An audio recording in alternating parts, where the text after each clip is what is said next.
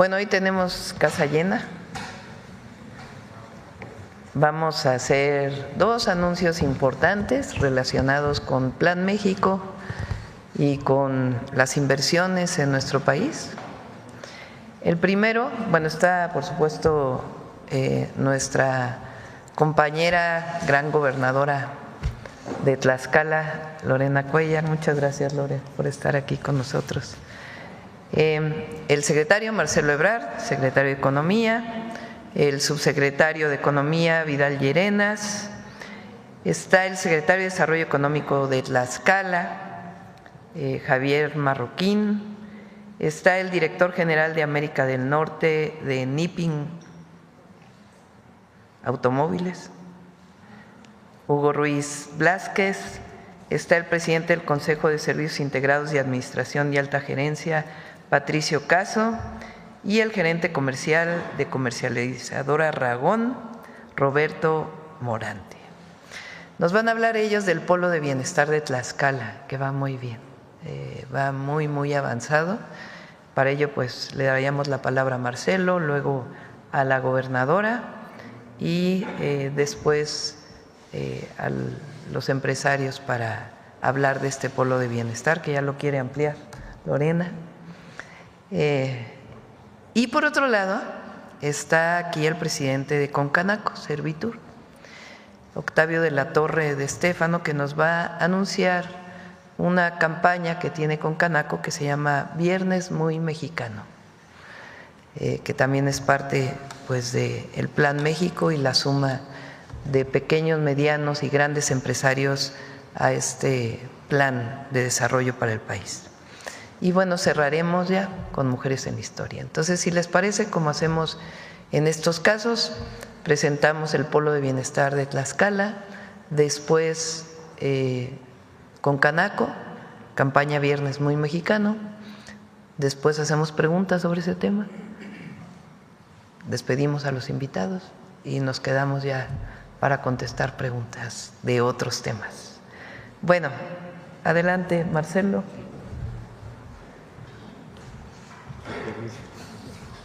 Buenos días.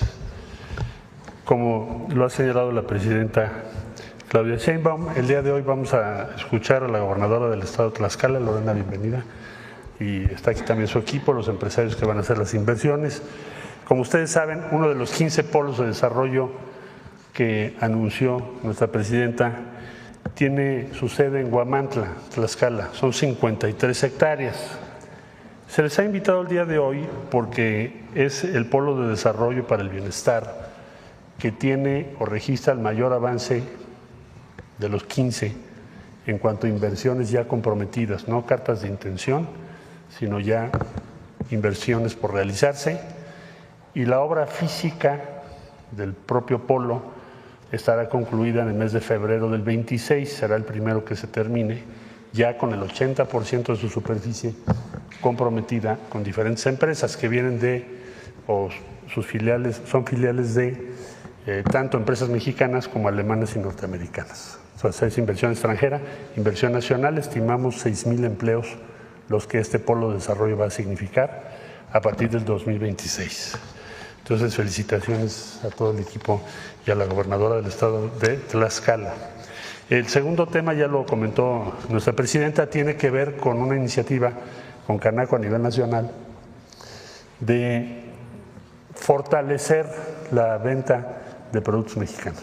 Es una gran idea, esto va a ser los viernes, les van a explicar cómo va a funcionar y tenemos una representación de toda la República, especialmente de mujeres empresarias, a quienes les damos la más cordial bienvenida también. Octavio, felicitaciones por esa iniciativa. Y bueno, finalmente decirles que ya el día de hoy se publica en el Diario Oficial el decreto que suspende la importación temporal de calzado terminado que se estaba trayendo a México y que la presidenta ordenó que no fuese así porque perjudica a la industria nacional. Ya se publica hoy, con lo cual entra en vigor y ya no se puede importar a México con carácter de temporal calzado terminado, porque están dañando a nuestra industria. Entonces, cumplido ese compromiso también, presidenta, y le doy la palabra a la gobernadora de Tlaxcala, Lorena Cuéllar.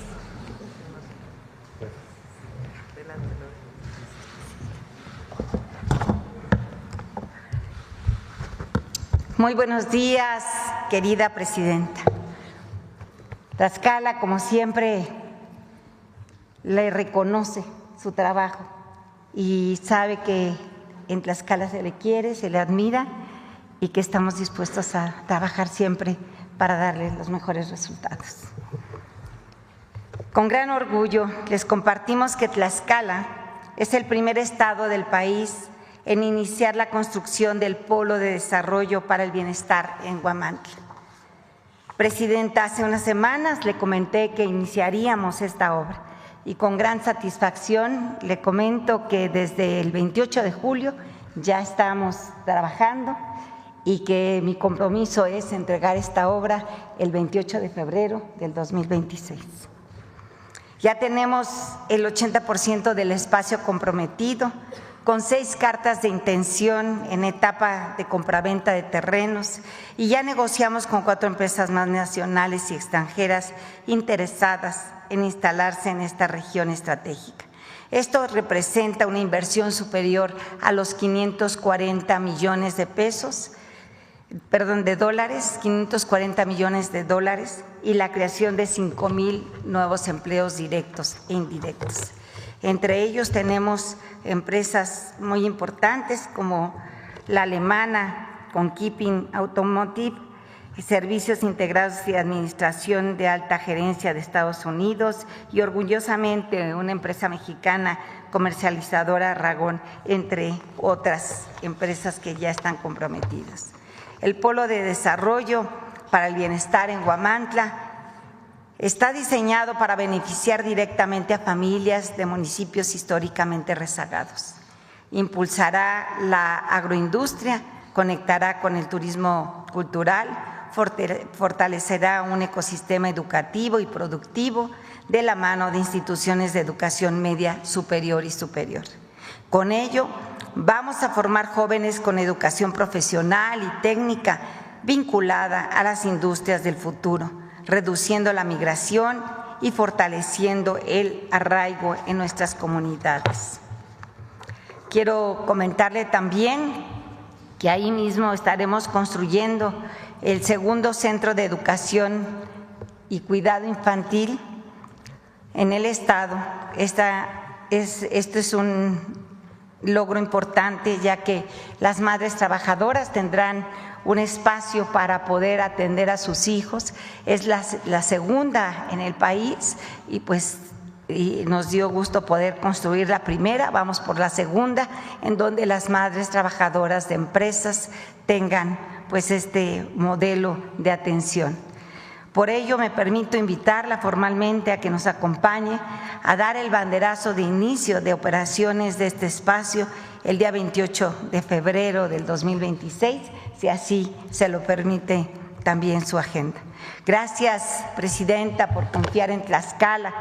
Gracias por mirar hacia la raíz viva de México. Le agradecemos profundamente siempre su respaldo y a todas las empresarias, empresarios, a todos los industriales de México y del mundo les digo, inviertan en Tlaxcala porque Tlaxcala es el mejor estado para invertir.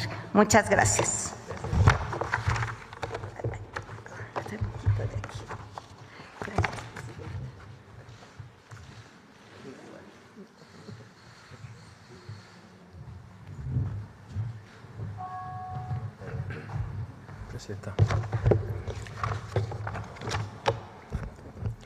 Buenos días a todas y todos. Distinguida presidenta Claudia Sheinbaum, es un honor y un privilegio dirigirme a usted en esta ocasión tan significativa y también a las familias mexicanas. A nombre de la empresa de capital alemán a la cual represento, dedicada a la inyección de plásticos para interiores enfocada a la industria automotriz y a la comunidad empresarial ubicada en el hermoso estado de Tlaxcala, nos gustaría expresar nuestro profundo agradecimiento por las iniciativas y acciones que ha implementado, las cuales han sido fundamentales para el fortalecimiento de nuestra economía.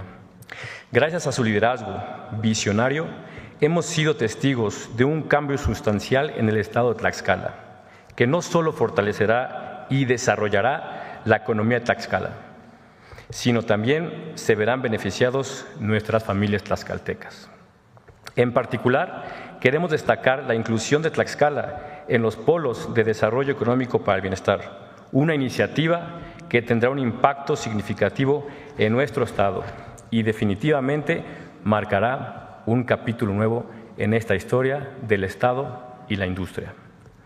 Agradecemos profundamente su visión y compromiso con el desarrollo de Tlaxcala y de todo México. Confiamos que estos esfuerzos continuarán impulsando el crecimiento y la prosperidad de la industria y las familias tlaxcaltecas. Asimismo, deseo expresar también admiración y agradecimiento a la licenciada Lorena Cuellar Cisneros, gobernadora del Estado de Tlaxcala, que con su dedicación, fortaleza, compromiso con las familias tlaxcaltecas y la industria, en el nombre de las empresas que represento, sabemos que es una mujer de hechos y no palabras. Con esto, tenemos la confianza que este proyecto será un caso de éxito, en conjunto con la comunidad tlaxcalteca, que con su invaluable compromiso al trabajo, honestidad y lealtad, la cual nos caracteriza a las y los tlaxcaltecas, estamos orgullosos y seguros que Tlaxcala es el mejor estado para inversión. Licenciado Marcelo Ebrard, secretario de Economía, queremos agradecer la confianza depositada en el Estado de Tlaxcala. También mencionar, secretario Javier Marroquín Calderón, por su invaluable apoyo a las empresas del Estado. Su dedicación y esfuerzo han sido clave para fortalecer la economía local, creando un entorno propicio para el desarrollo empresarial con apoyo personalizado. Reitero mi agradecimiento y honor de formar parte del Polo de Desarrollo Económico para el Bienestar en Tlaxcala, a la cual nos incorporamos recientemente. Me gustaría cerrar con una frase de nuestro secretario. Tlaxcala es el estado más chico, pero con la gente más grande. Muchas gracias.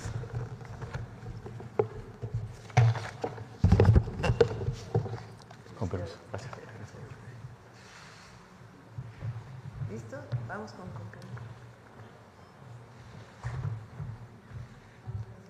Presidenta, muy buenos días.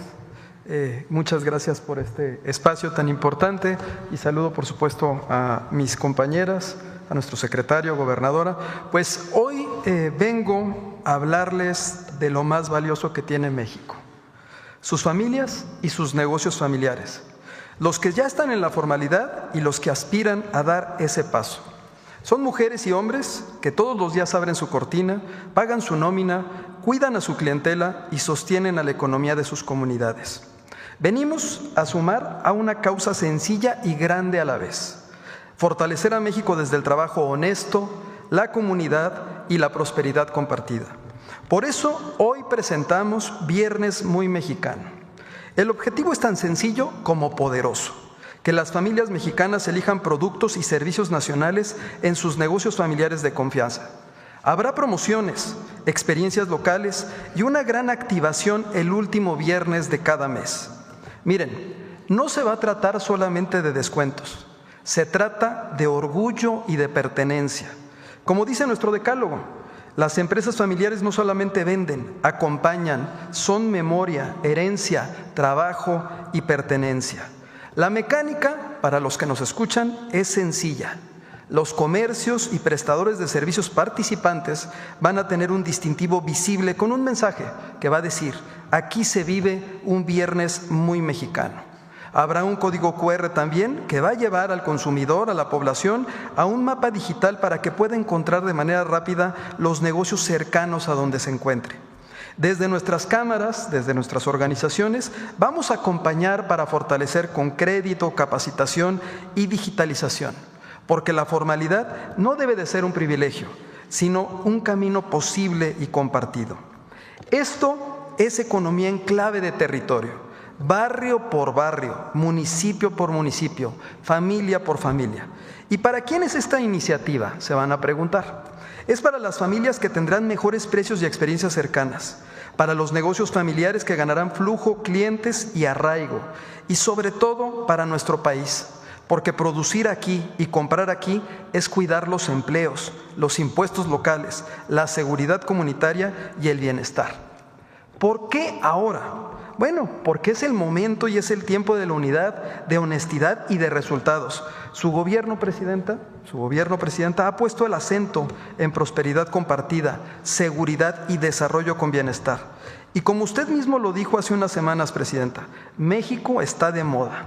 Bueno, nosotros queremos sumar algo muy simple, que México esté de moda también entre los mexicanos, que el orgullo se exprese en el carrito de súper, en el café de la esquina, en la reservación del fin de semana, en el servicio que se contrata en la colonia. Desde hoy vamos a abrir el registro y vamos a entregar materiales. El 4 de septiembre vamos a presentarlo en nuestra Asamblea Nacional de Empresas y Negocios Familiares y el 26 de septiembre va a ser y vamos a vivir la primera gran jornada del último viernes de cada mes, de Viernes Muy Mexicano. Recordemos, esto no es un programa de una sola organización, es una invitación a todas y todos, a las familias, a que busquen el distintivo, que escaneen ese código QR, elijan México cada viernes, a los negocios, a que se registren hoy. No están solos en ese camino hacia la formalidad. A los gobiernos estatales y municipales, sigamos haciendo equipo para que cada viernes sea una oportunidad real en su territorio. Porque como dice otro principio del decálogo, un decálogo que va a estar en los negocios, que dice, consumir lo nuestro es cuidarnos entre nosotros. Elegir en negocios familiares mexicanos es sembrar futuro en el barrio, en el mercado y en la calle donde nosotros crecimos. Viernes Muy Mexicano es economía con rostro humano, orgullo que se compra, empleo que se queda, comunidad que se fortalece.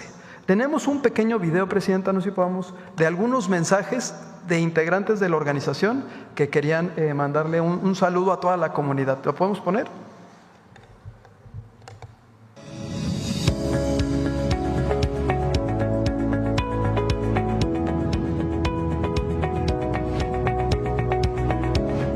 Hola, soy Jesús López. Hola, soy Yami. Soy Abraham Rodríguez Padrón. Soy Alejandro, dueño del Salón de Eventos Lago de Icom. Un negocio familiar que forma parte de la Cámara de Comercio de Tlalnepantla. Quiero invitarte a vivir un viernes muy mexicano.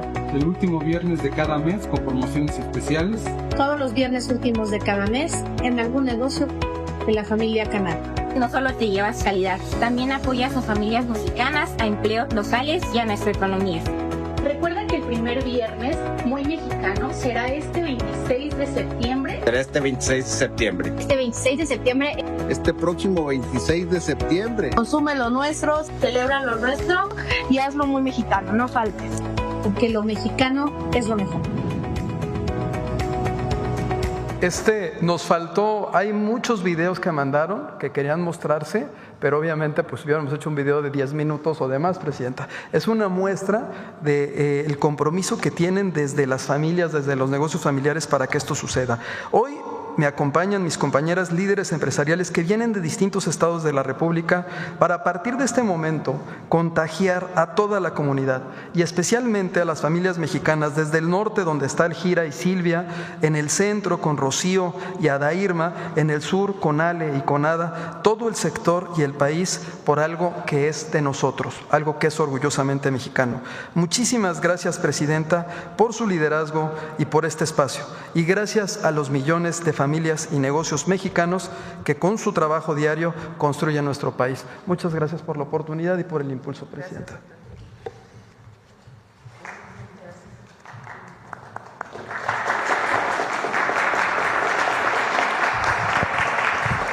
Bueno, vamos a hacer las preguntas sobre estos temas. Sobre el tema. A ver, solo el tema, ¿eh? Sí, solo los temas. Buen día, presidenta. Manuel Pedrero, de los Reporteros MX. Sobre el tema, en una primera parte, sobre los polos del bienestar, hay algunas voces, algunos columnistas en materia financiera que han querido desacreditar, demeritar el tema de los polos, haciendo un símil con el salinismo, cuando vino todo el capital privado extranjero a que se metiera a generar en México, y todo ese dinero que se generaba, pues se fugaba al final de cuentas, no solía quedarse en nuestro país. Se está tratando de hacer un símil con este tema de los polos del bienestar.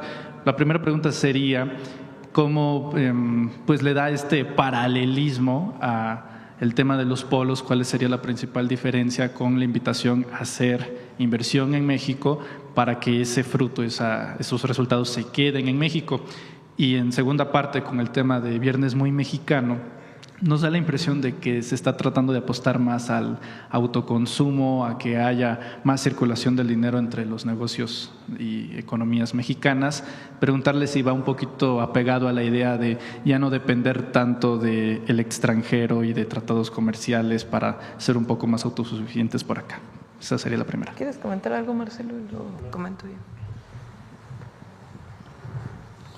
Bueno, yo diría que la diferencia sustantiva es que primero, respecto a los fines y a los efectos que tienen los polos de desarrollo, el objetivo primordial es reducir la desigualdad vía el crecimiento económico.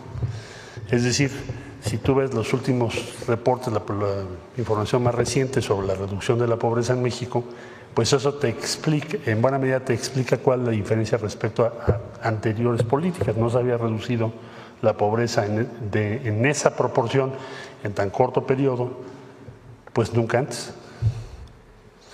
Ahora, en el caso de Tlaxcala, el polo de desarrollo, como también lo verás en los otros 15, cambia en alguna medida cualitativamente el perfil de la economía del Estado. O sea, ¿qué tipo de establecimiento tienes? Pues no se trata de hacer maquila. Aquí lo que estás hablando es un ecosistema. En primer lugar, la economía de Tlaxcala ha cambiado y hoy su principal fuente de riqueza y de actividad económica es el ecosistema automotriz. Por eso quien tomó la palabra hace un momento, que representa una empresa alemana establecida en Tlaxcala, dirigida por la gente que es de Tlaxcala, tlaxcaltecas, está interconectada con otra serie de empresas que forman un ecosistema. Entonces están produciendo ya cada vez piezas más sofisticadas que ya no vas a encontrar en otros países del mundo. Segundo, cada vez tienes más diseño propio y por eso también ves que hay inversión mexicana. Entonces el polo tiene inversión ligada al sector automotriz proveniente de Alemania y otros países, luego tiene alta gerencia muy sofisticada, servicios muy complejos que provienen de Estados Unidos y tienes empresas mexicanas que están en el ecosistema. Entonces esta integración, llamo ecosistema porque es el símil más, creo, correcto. Esta integración entre empresas mexicanas, empresas de otros países, que hacen que nuestra producción sea la más sofisticada del mundo, no se había dado en el estado de Tlaxcala y en los 15 polos de desarrollo vas a ver que tampoco existe.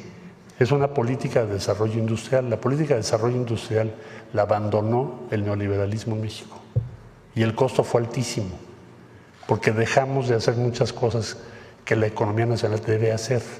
Entonces, tenemos inversión extranjera, pero tienes una gran aportación a procesos sofisticados que ya hacemos en México. ¿Y qué hace Tlaxcala? La economía de Tlaxcala está cambiando muy rápido. Ya no es la economía que tú te conociste o conocíamos nosotros hace 10, 15 años. Es una economía muy sofisticada, la que estamos viendo en este polo. Y eso también llama mucho la atención, porque aporta valor y tienes empleos muy bien pagados. Entonces, eso va a ocurrir en los 15 polos. No sé si eso contesta a tu pregunta. Sí, secretario. Entonces, concluía yo, la política de desarrollo industrial se abandonó. Ahora es que México está haciendo una política de desarrollo industrial que es una parte sustantiva del Plan México. ¿Qué queremos producir? ¿Cómo lo vamos a producir? ¿Con quién nos vamos a aliar? Y ya es una realidad. Imagínate, la invitación es febrero del 26, con todos los niveles de incertidumbre que quieras. Ahí vamos, y vamos bien. Gracias, secretario. El Plan México, la orientación que tiene es a producir más en México. El periodo neoliberal y particularmente caracterizado en el periodo de Salinas, primero fue las grandes privatizaciones y segundo, la competencia. Cuando se firma el primer TLC, lo que se presumía de México era la mano de obra barata, eso era lo que se ofrecía. Es decir, que venga aquí la maquila, que aquí se produzca para el mercado de los Estados Unidos, que es algo que ha ido creciendo en México. Pero, ¿qué es lo que se ofrecía en México? Mano de obra barata. La competitividad del país presumía mano de obra barata. Por eso durante 36 años el salario mínimo no aumentó. Además, en el periodo, en el último tiempo, México desarrolló una industria exportadora, pero también se empezó a importar muchísimo, muchísimo. Entonces nuestra balanza comercial es casi cero. Exportamos mucho, pero importamos mucho. Entonces el Plan México tiene el objetivo de producir más para el mercado interno, sí para la exportación, pero también para el mercado interno. Y los polos de desarrollo para el bienestar, pues es un esfuerzo de planeación del país. Es decir, ¿dónde vamos a poner los polos? Pues ahí donde hay agua, ahí donde hay electricidad, donde hay vivienda cerca. Construiremos escuelas, hospitales cerca de los lugares para que no sea un desarrollo industrial y la gente viva a 2 horas del desarrollo. Por eso se llama polo de bienestar o de desarrollo económico para el bienestar. Entonces es una visión de desarrollo del país y sí acompaña una campaña que presentó hace unos días Marcelo, que ya se había presentado antes, de lo hecho en México. Durante un tiempo se decía lo hecho en México está bien hecho y ahora es lo hecho en México está mejor hecho. Entonces los viernes muy mexicanos pues tienen que ver con eso, con un reconocimiento, también un orgullo de ser mexicanas y mexicanos y de promover los productos que se hacen en México. Presidenta Sheinbaum, la obligada. El día de ayer… Vamos después. Vamos primero con puras de estas y luego ya despedimos a nuestros invitados y ya entramos a todo lo que quieran. ¿Te parece? Al ratito te doy la palabra para… Del tema, solo del tema. Va, a ver, no, porque ya acá han preguntado mucho. Llevas el récord de las preguntas de la mañanera. A ver, sobre el tema. A ver, compañero, sobre el tema. Sobre el tema,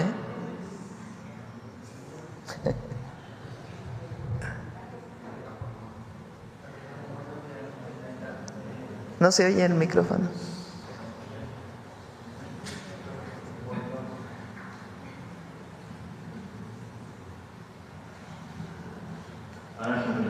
Buenos días. Presidenta, pues preguntarle, con el Plan México, que integra la política industrial, energética y de bienestar, se plantea una estrategia integral para detonar el desarrollo económico con justicia. ¿Considera que también el Plan México puede convertirse en el eje de un nuevo modelo de crecimiento económico semejante al que se llamó el milagro mexicano? Yo recuerdo mucho que en mis clases siempre se hablaba muy bien de esta época y uno decía, uy, ¿por qué no me tocó nacer en esa época, no, del milagro mexicano? También era muy autoritaria. Exactamente. No todo era bueno. Luego ya uno recuerda a Díaz Ordaz y pues dices, no está bien. Pero podría darse nueva etapa del milagro mexicano. El milagro mexicano se da, entre otros, entre una visión mundial que tenía que ver con la sustitución de importaciones. Entonces fue el periodo donde creció mucho nuestro país, porque aquí hubo un desarrollo industrial de economía mixta, es decir, inversión privada, inversión estatal e inversión social, las tres que siguen siendo parte de nuestra economía en la Constitución de la República.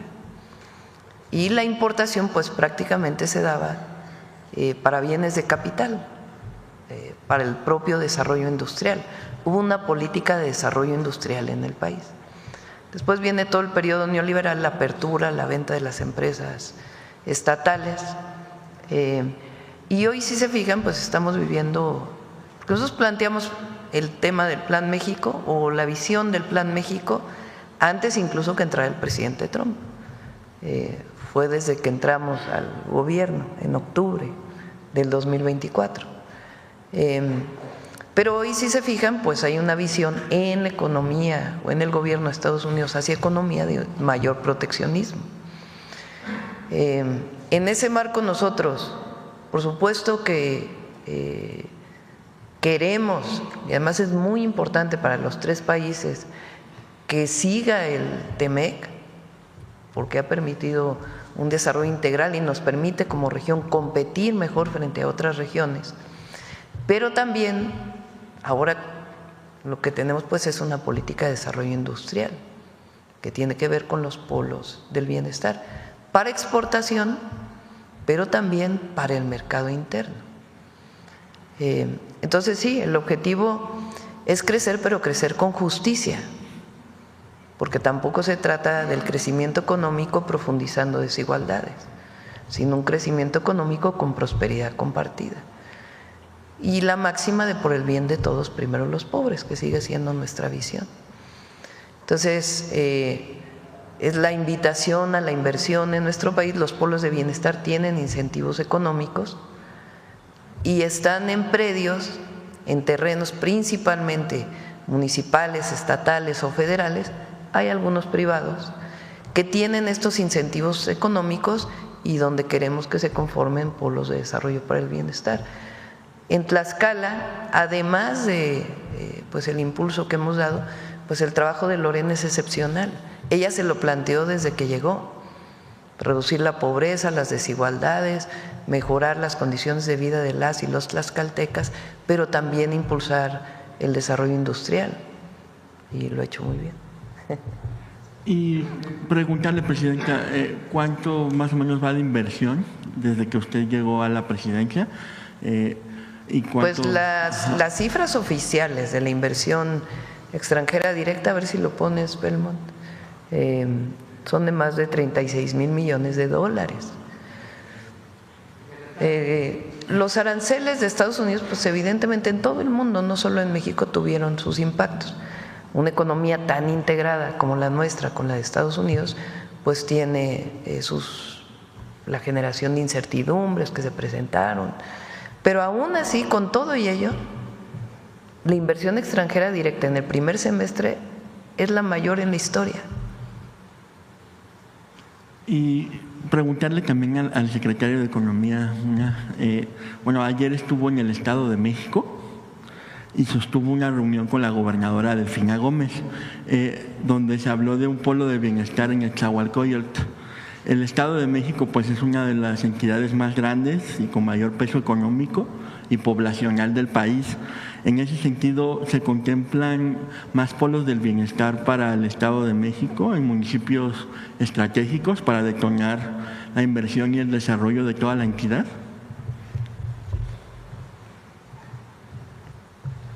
Con su permiso, Presidente. Bueno, con el Estado de México estamos trabajando muy de cerca.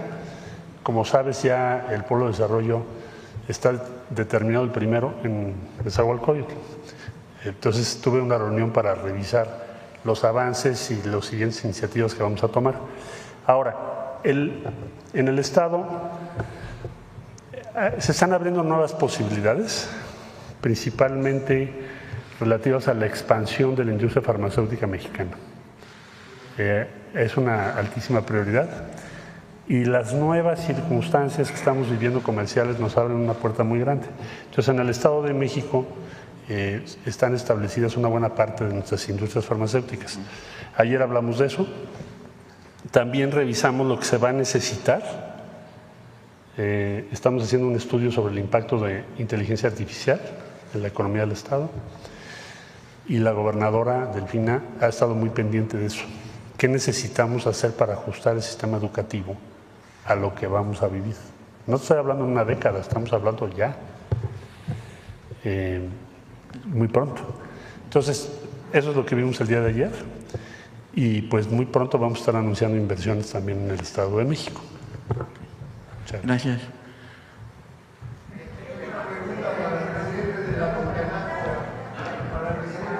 A ver, para el presidente de la Concanaco. Gracias, muy buenos días a todos los invitados, a los colegas. Soy su servidor Carlos Pozos de LM Noticias. Esta pregunta la hago por los 3.5 millones de negocios en la informabilidad. Esta pregunta es para el presidente de la Concanaco, el licenciado Estéfano. De los tiempos de Carlos Salinas de Gortari, el comercio informal fue la válvula de escape para mucha de la economía mexicana. Usted acaba de hablar que hace un exhorto a que los comercios informales se vayan a la formalidad. ¿Podría explicarme cuál es la estrategia y cuál es el objetivo de estos 3.5 de millones de comercios informales que hay en nuestro país? ¿Cuál estiman que sea con este programa, con esta estrategia, que puedan convertirse a una economía formal de nuestro país? Muchísimas gracias por la pregunta. Y sí, estamos trabajando con el gobierno federal, estatales y municipales con la intención de generar 3 condiciones. Que los negocios de todas las modalidades, especialmente los familiares, que recordemos las MIPYMES son el 99.2% de los negocios en el país, tengan acceso a la digitalización, tengan acceso a crédito y también buscar esquemas a través de los cuales se reduzca sustancialmente la sobreregulación. En ese espacio se está trabajando con la Agencia de Transformación Digital a efecto de identificar los principales trámites y principales obstáculos que existen en términos de tramitología a efecto de que se pueda reducir esa brecha.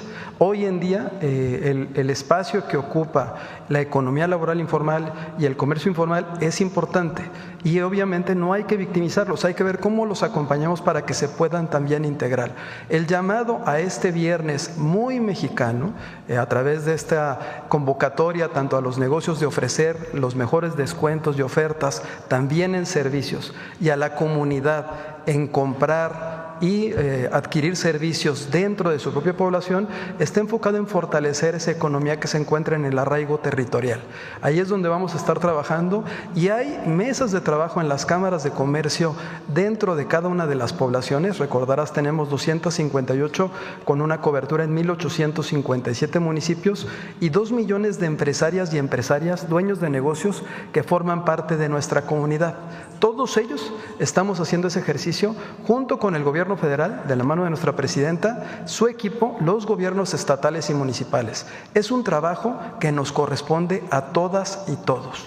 Y pues ahí es donde nosotros vamos a estar aportando. De hecho, no sé, presidenta, si me permita, traíamos una bolsa de muy mexicano para mostrarla, digo, se me pasó, pero pues obviamente yo me acuerdo, ¿no?, de que yo iba con mi abuelita y iba a los negocios muy mexicanos a comprar el aguacate, el jitomate, el zapato, el textil, y obviamente pues esto es parte de lo que estamos nosotros, tenían también mis compañeras es parte de lo que va a estar, es el sticker que va a estar, es el sticker que va a estar en los negocios que ustedes van a poder encontrar, y es sumar a la comunidad en su totalidad, todos los negocios de cualquier tamaño. México está conformado por esos negocios familiares. 99.2% de las unidades económicas están en ese segmento. Y ahí es en donde vamos a trabajar, por supuesto, para que se consuma los viernes muy, muy mexicanos, presidente. Está, creo que hasta un reguilete. Sí, todo reguilete. Muy patrióticos que ya vienen. Les vamos a tener también ustedes una de estas. Y está linda, ¿no? Sí. Ya.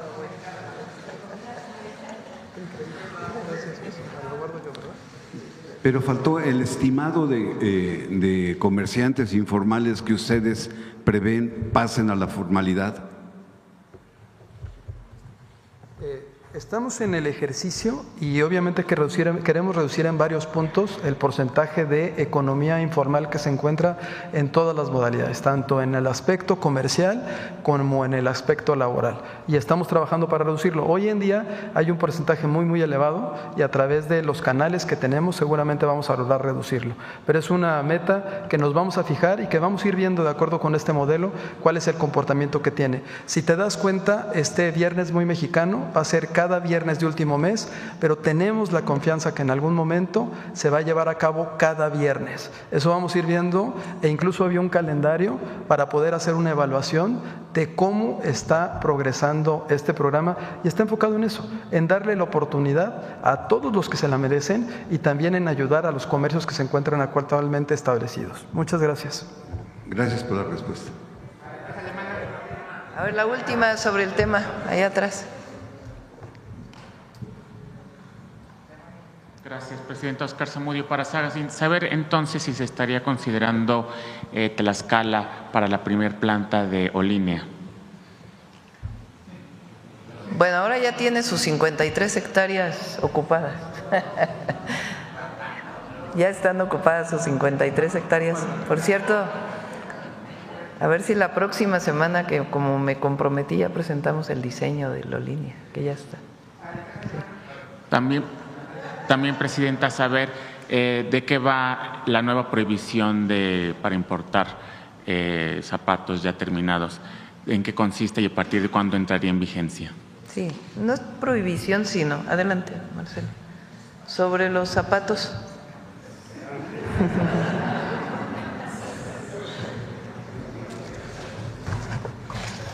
Con mucho gusto. Bueno, teníamos una presentación. No.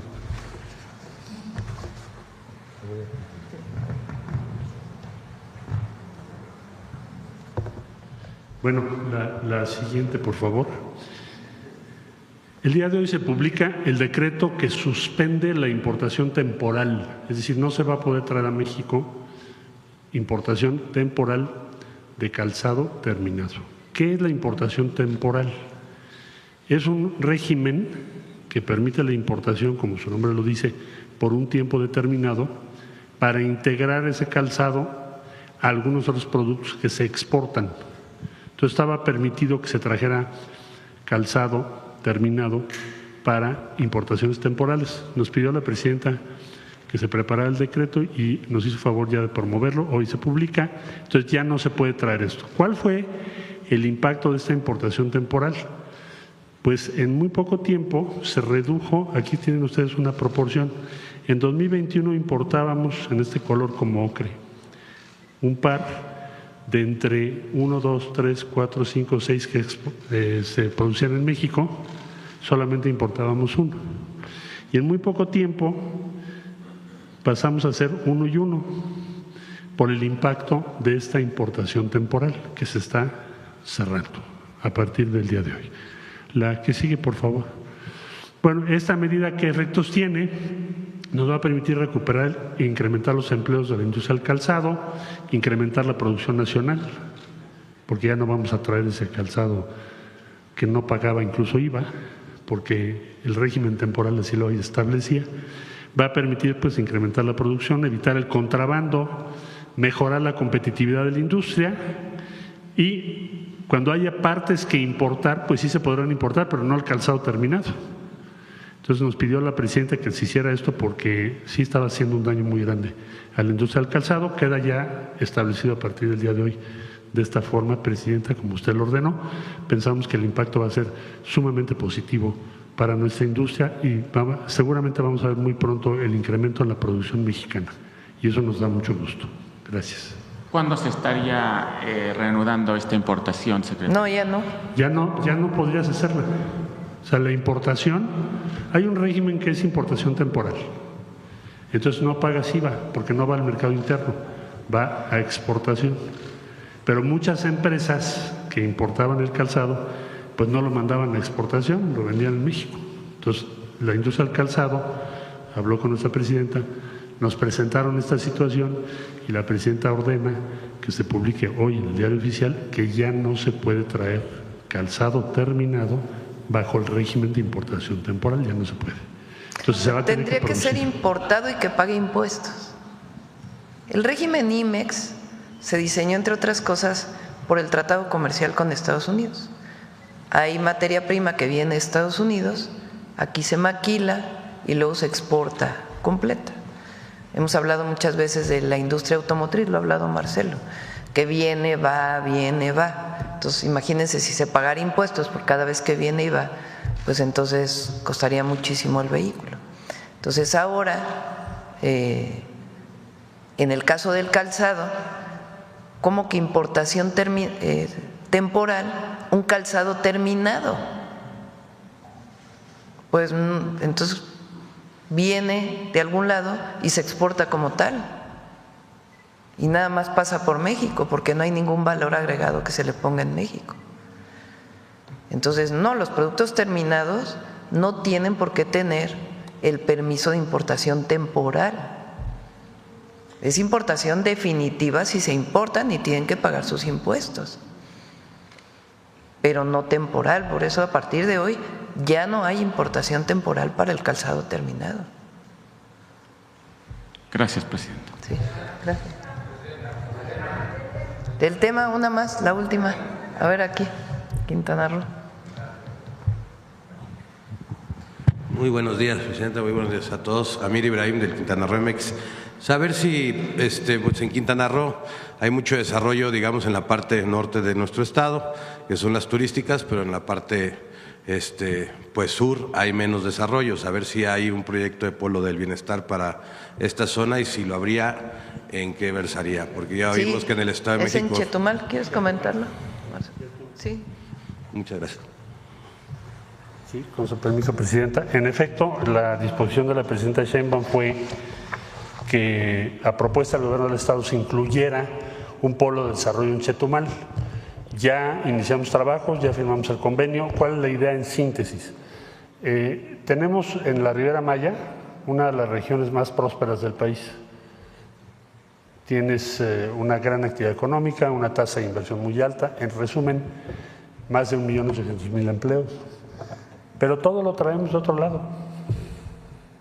Entonces, una buena parte de lo que necesita la Ribera Maya se va a tratar de producir en la zona sur del estado, particularmente en Chetumal, que además tiene conexión con el Tren Maya que va también a manejar carga.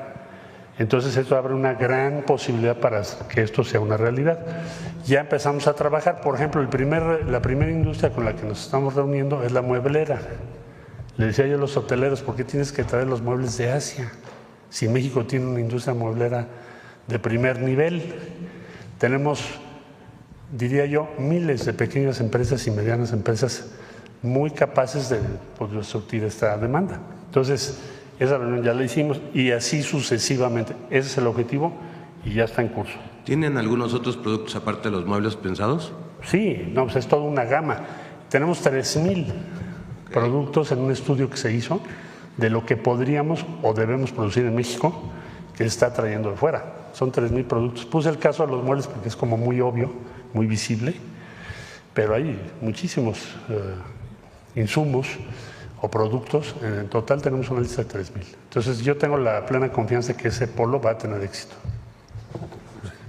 Y la otra sobre lo que preguntaban sobre las empresas para los pequeños empresarios, las pymes, saber si dentro del plan muchas veces es como muy complicado hacer todos los trámites ante el SAT para poderte dar de alta y formalizar tu negocio y poder entrar a estas partes de los créditos y toda esta formalidad que se le pide a una familia, ¿no? Pero pues hay un plan ahí que ha funcionado mucho, que creo que es muy bueno, que es el reciclo, ¿no? La parte de que te das como de alta como de confianza, ¿no? Saber si esa modalidad del SAT también puede funcionar para estas pymes, pequeñas pymes, porque es mucho más fácil y pues darte de alta como reciclo y pagar los impuestos como reciclo, ¿no? A hacer toda la tramitología de una empresa moral, por ejemplo, saber si está… Sí, ese régimen continúa y además se simplificaron ya los trámites para poder obtener tu registro federal de causantes. Lo único que tienes que ir de manera presencial es para la firma electrónica, porque esa pues no se puede hacer a distancia. Pero fuera de eso, incluso a nivel individual, pasamos creo que de 8 trámites a 3 trámites. Se han ido disminuyendo poco a poco, hay ya un avance muy importante de la transformación digital que ya podemos ir anunciando.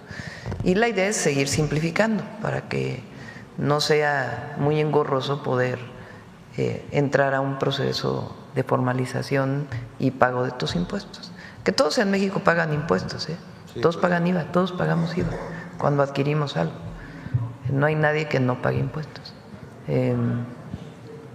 No, hay unos que deberían pagar otros impuestos, pero todos los mexicanos y mexicanas, incluso el vendedor en vía pública, pues cuando compra algo paga su IVA, ¿no? Para su familia. En ese sentido lo digo, no en otro sentido. Sí. Presidenta, ¿y en otro tema? ¿Sí puedo pasar ya a otro tema? No. Vamos a despedir a nuestros invitados y ya pasamos a otro. ¿Pero me da chance ahorita? Cerramos, si quieren, esta etapa. Nos tomamos una foto con todos y pasamos a los siguientes temas. Despedimos a los invitados. Adelante, venga. Una y una, si quieren. No, todos juntos y luego una y una.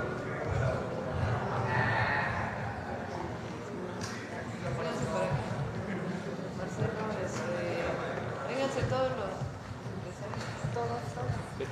Vamos una con todos, hacemos una. Por favor. Todos los de Canacos, todos. Primero los de Vamos todos y luego vamos por partes.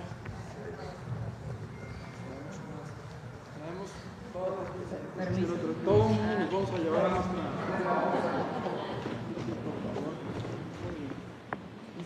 Señora, por favor. Aquí adelante.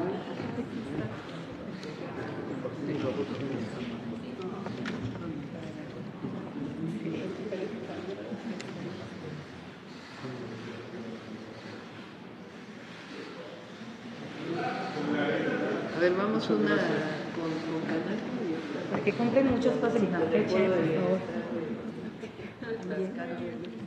Esta ya es de la casa. Ahora vénganse. A ver. ¿Cómo de aquel lado? Este es de Canaco y nos vamos para.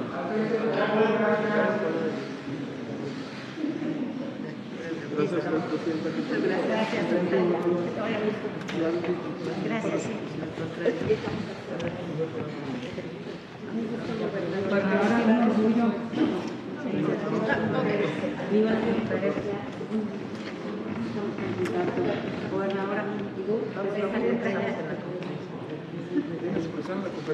Presidenta, muchas gracias.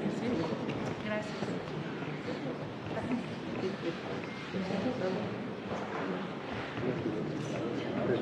Sí, por favor.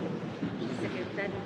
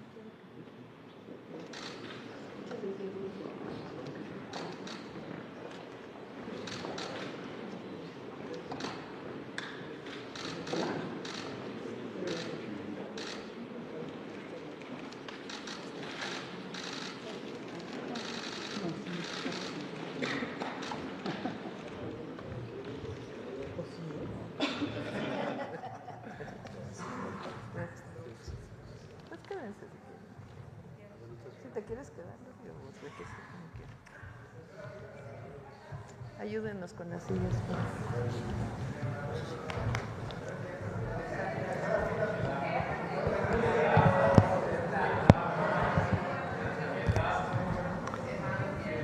Aarón, aquí porque le cortamos la palabra a la mitad. Buen día, presidenta. Bueno, no entraré en detalles de lo que sucedió el día de ayer, nada más me gustaría retomar unas palabras de las cuales se dijeron. Te voy a matar, eso fue lo que expresó Alejandro Moreno Cárdenas. No te pares de ahí, perro, eso expresó Rubén Moreira. Y adicionalmente, Erubiel Alonso de Tabasco y Mancilla, todos por cierto plurinominales, se dedicaron a agreder a personal del Senado de la República. Obviamente al presidente de la mesa directiva. Varios puntos, presidenta. El natural, su opinión sobre el hecho, porque transcurre en un corazón del poder, de uno de los poderes del republicanismo, y preguntarle si hay condiciones para que se puedan desarrollar las sesiones en el Senado de la República, considerando que uno de los senadores se comporta como un porro, como un criminal, además de su muy acreditado y largo historial como delincuente, presidenta. Bueno, sí hay condiciones, es decir, hay condiciones en nuestro país para desarrollar pues todas las actividades. Lo que ocurrió ayer pues muestra la verdad lo que es el PRIAN. Ayer recordé yo un episodio de cuando era joven, ya hace un rato. Ustedes saben que yo era activista estudiantil y participábamos en distintas actividades. Nos reuníamos en un cubículo estudiantil que estaba en lo que entonces se llamaba el anexo de la Facultad de Economía, que estaba pegado a la Facultad de Derecho.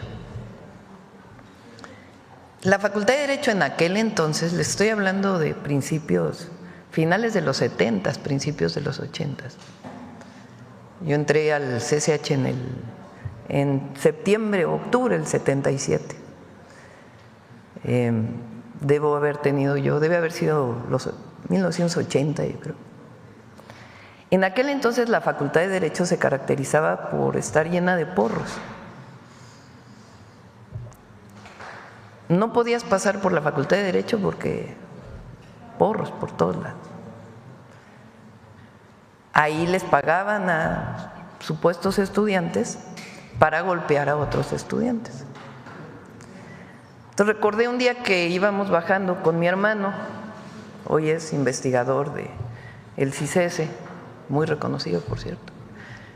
Íbamos bajando con mi hermano y otros compañeros del anexo de Economía que estaba pegado a la Facultad de Derecho, y de la nada se dejaron venir unos porros de la Facultad de Derecho a golpearlo.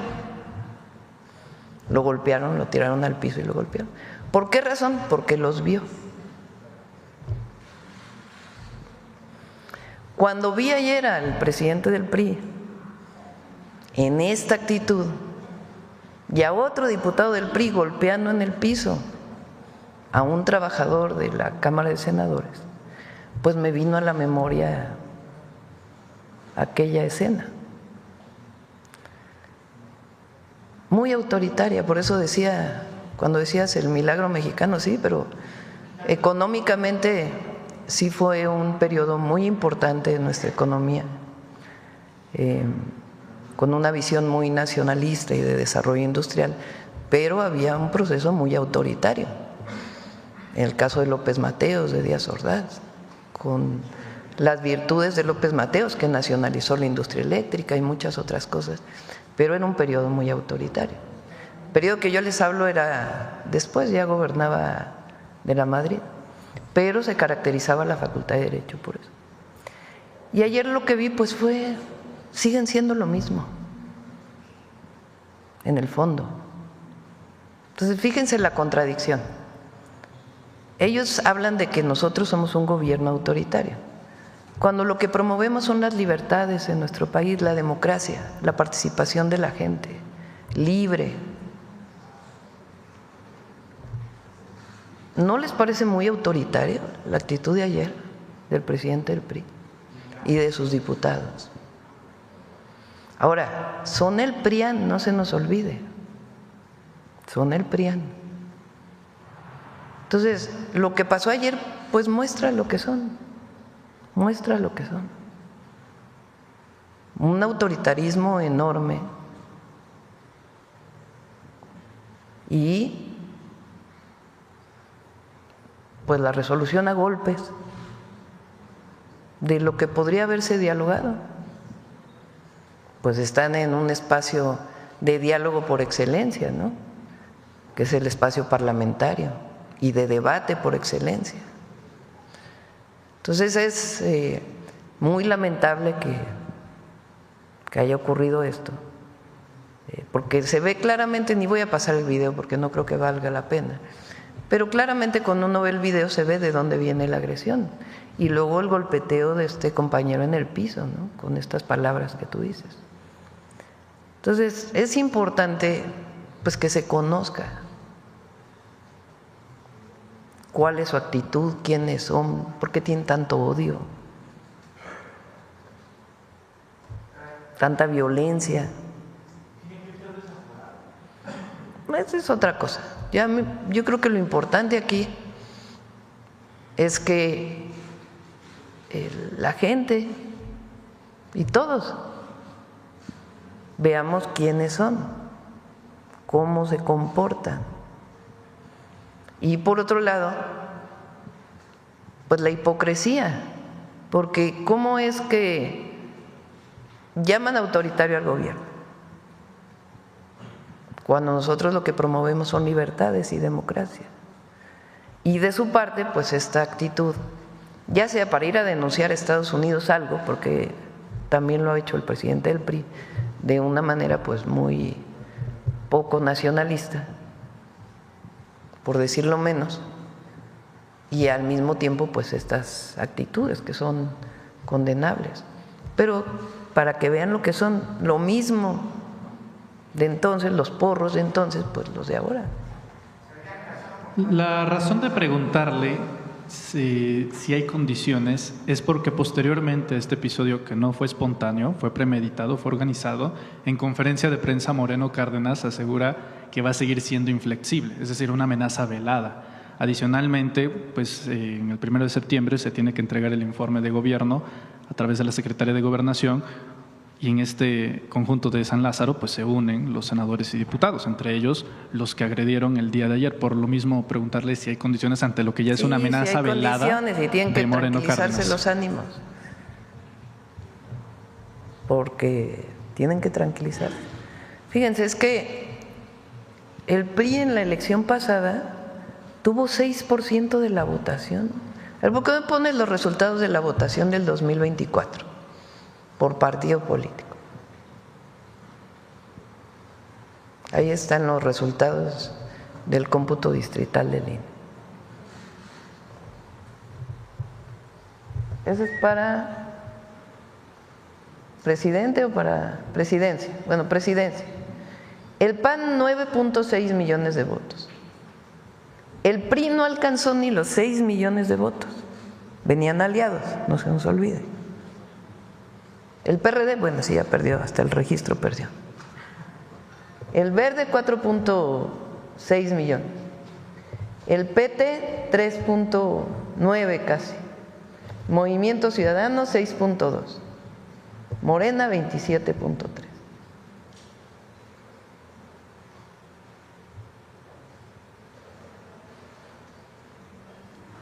Pues eso es lo que…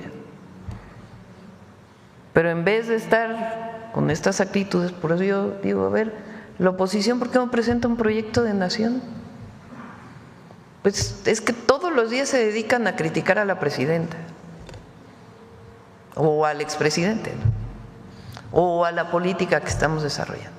Ese es el ejercicio permanente. Los comentócratas que hacen juego a todo esto, igual. Muchos medios, muchos con honrosas excepciones, igual. Entonces, golpeteo. No hay una sola propuesta, una sola. Permítame insistir brevemente con el tema del desafuero. A su juicio y criterio, usted nos dice es otra cosa, pero es una actitud reiterada, no solo de Lili Téllez, también de Alejandro Moreno. ¿No envía un mensaje a un presidente de hasta que se estire la liga a ver hasta dónde llegan? No me voy a meter al tema del desafuero. Yo creo que lo importante aquí es que se muestran quiénes son y mucha hipocresía en sus palabras y en sus hechos y en sus dichos. Ese es los partidos de oposición en México. Muy bien, cambiando de tema, presidenta, relacionado… Y la actitud del presidente. O sea, uno el jefe del cártel inmobiliario y el otro pues el porro, la verdad. Ahí están juntos. Sobre el caso de Ismael Zambada, este acuerdo donde Zambada tiene que darle 15,000 millones de dólares al gobierno de los Estados Unidos, ¿consideraría pertinente que el gobierno mexicano viera la posibilidad de que parte de lo que se entregue de ese dinero se quede en territorio mexicano? Porque una realidad es que este dinero se genera en México, es desgraciadamente la realidad. Aquí se pone la sangre y no puede ser que Estados Unidos pues cobre ese dinero que costó acá, además de la reparación de los daños. Adicionalmente, tengo entendido, por eso se lo pregunto a usted, jurídicamente solamente se podría llegar a un acuerdo de esa naturaleza si se tratase de una extradición, pero no queda claro también el estatus jurídico de Zambada en ese sentido, Presidenta. Me gustaría saber su opinión al respecto. Ayer el secretario de Seguridad de lo que informa es que es un cálculo que hace el Departamento de Justicia, más que un acuerdo de que tenga que entregar ese dinero. Entonces, eso es lo primero, ¿no? Y segundo, ayer comenté que en caso de que se devuelva dinero por parte de este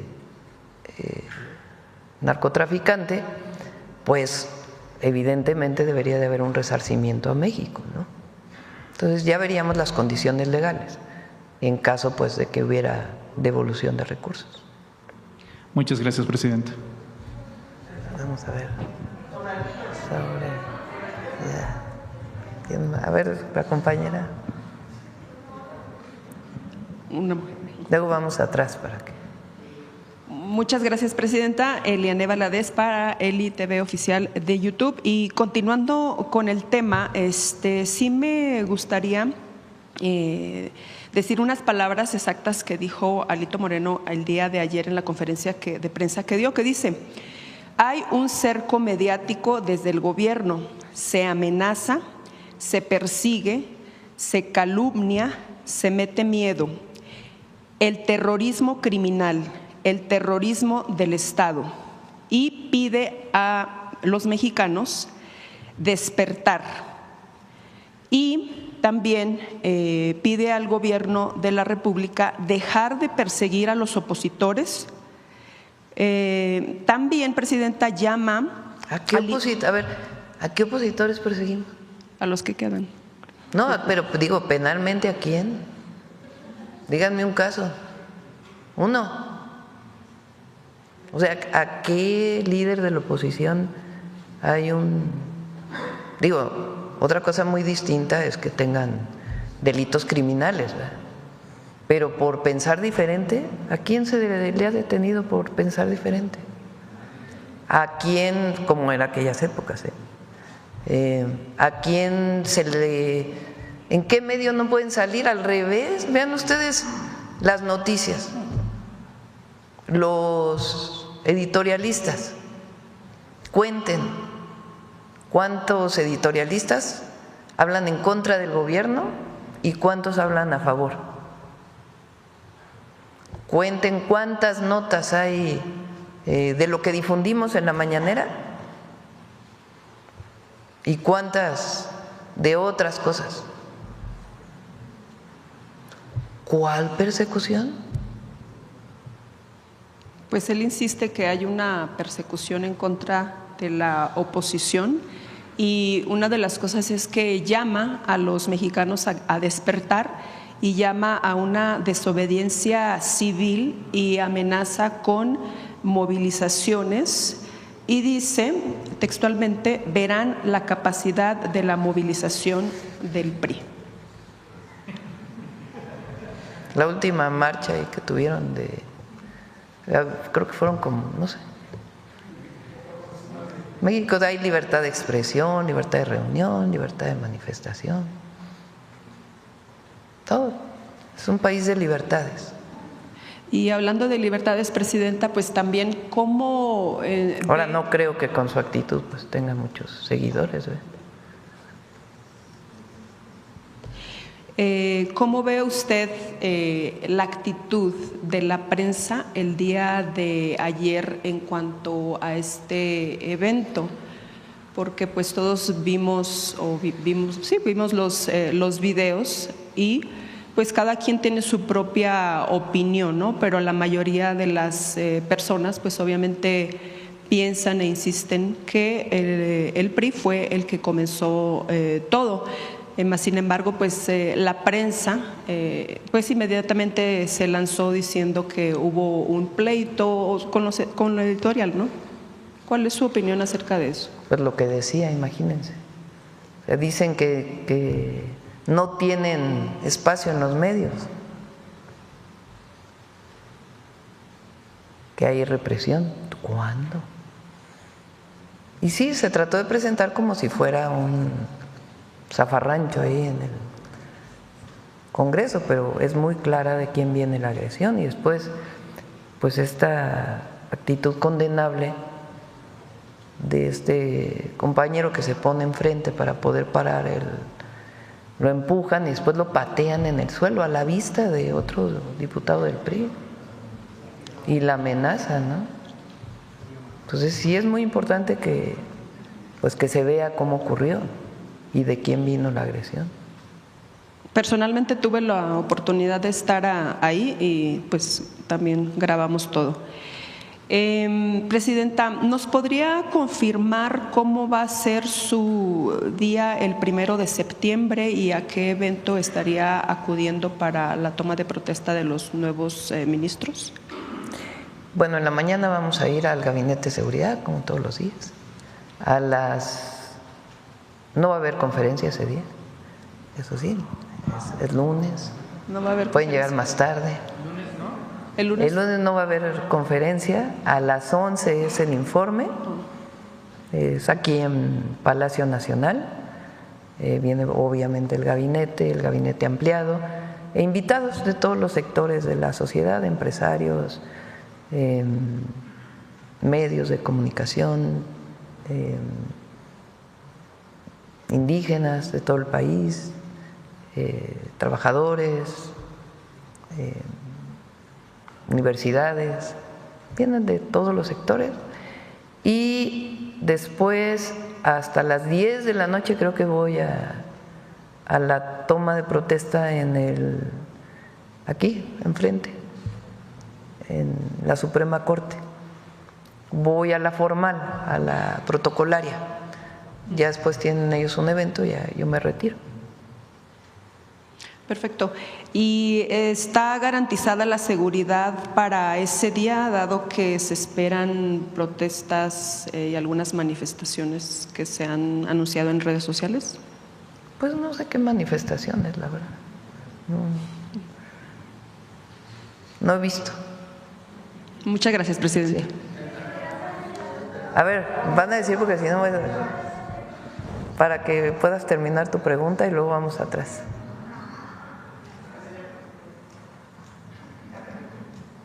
Sí, ya preguntó, pero como acá le di doble, van a decir que… Igual. Sí. Bueno, Presidenta, en una investigación que hicimos entre el periodista Osvaldo Maculi en el Almanaque de Puebla y un servidor, detectamos que tras 7 años la propiedad del Club Puebla ha sido una simulación que la ha avalado la Federación Mexicana de Fútbol. De acuerdo con documentos oficiales, la institución no pertenece al empresario local Manuel Jiménez García, como se ha dicho públicamente, sino a 2 personajes desconocidos, abogados ligados a TV Azteca, en lo que parece ser un esquema sofisticado de prestanombres para ocultar a los verdaderos dueños. Encontramos las actas constitutivas y todo el registro que se le ha hecho a esas actas constitutivas, y pues nos encontramos que cada vez que ponen un representante legal o o alguien con poderes, pues todos están vinculados a TV Azteca. Por ejemplo, el primer administrador único de la empresa fue Rafael Rodríguez Sánchez, entonces director jurídico de TV Azteca, y todas las solicitudes de cambio de objeto social las ha emitido Denise Andrea Rivas Rodríguez, abogada corporativa del grupo, e incluso han puesto las direcciones de Periférico Sur 4121, en donde están las instalaciones de TV Azteca. Entonces pareciera que hay una red de falsos dueños, apoderados legales y administradores, para tejer como una red de prestanombres de empresarios que pues al parecer pues están vinculados con no pagar impuestos. Entonces pues hay una estrategia así, el modus operandi de los negocios de Salinas Pliego, que se repiten también en el fútbol mexicano. Públicamente Manuel Jiménez es el dueño y en la práctica todo apunta a que a la verdadera camiseta de los Rayados del Puebla está en TV Azteca. Entonces, a ver cómo tratar de, pues, desenmarañar toda esta parte de red de prestanombres que se hace, que puede ser en perjuicio también del SAT, saber si se ha detectado en alguna otra empresa de este empresario, pues esta red que hacen donde al parecer es el dueño, pero públicamente nada más, y ya en la parte, digamos, legal, pues usa una red de esta categoría, presidente. Esa es mi primera pregunta. Revisamos la denuncia que haces. Bueno, en otro tema, he planteado ya en esta conferencia desde la administración pasada un tema de una persona que se llama Julio Orellana, que está en la cárcel por secuestro, ¿no? Nada más que muy parecido a lo que pasó, también lo agarran en la época de García Luna, y pues resulta que pasó 17 años sin sentencia, sin cerrar la instrucción de investigación. Después de que lo plantean, a los 6 meses lo sentencian, le dan una culpabilidad, se apela, y bueno, el tribunal, pues bueno, en la apelación regresa, digamos, esta sentencia la revierte y regresa a la etapa de evidencias, porque pues no tomaron todas las evidencias que comprueban que este señor pues es inocente. Yo he leído muy a fondo ese expediente, lo conozco muy bien, y pues pareciera que es como esta parte de redes que se tejieron en el sistema de García Luna para fabricar algunas personas con delitos que no cometieron y que los metieron ahí. Saber, presidenta, si se puede retomar este tema otra vez del Estado. Y ya para terminar, la última, hicimos una investigación también en el Quintana Roo MX, en donde encontramos una red muy sofisticada de un fraude que se hace con vehículos. La verdad, presidenta, no lo hemos querido publicar porque las fuentes las vamos a poner en mucho peligro, ¿no? Pero le traje un sobre en donde tenemos básicamente todo el artículo armado, o sea, toda la explicación y las evidencias de cómo hacen fraudes para despojar a ciertas personas, y que se involucran además fiscales, ¿no? O sea, judiciales y partes en el estado de Campeche, Yucatán y Quintana Roo, para despojar a muchas personas de su patrimonio que les ha costado, y que además luego pasan un periodo como de amenazas y de hostigamiento de parte de estas personas para que no denuncien. Entonces, pues es un tema muy delicado, y quisiera ver si le puedo dejar esta investigación, que no la hemos publicado porque no queremos poner en riesgo a la gente, porque se ve que es como una cosa muy sofisticada adentro, y que pudiera desenmarañar toda una banda, digamos así, de este tipo de fraudes. A ver si le puedo dejar el foro. Sí, cómo no. Muchas gracias, presidente. A ver quién más, así, ya que no repitan, para que a ver quién no ha preguntado recientemente. A ver, acá. Gracias, presidenta. Buenos días. Karina Vargas, de Reporte Índigo. Primero, saber si nos pueden dar más detalles sobre los acuerdos a los que se llegaron el día de ayer con las autoridades brasileñas en materia comercial, qué implican y en qué sectores se enfocan estos acuerdos. ¿Quieres comentarnos?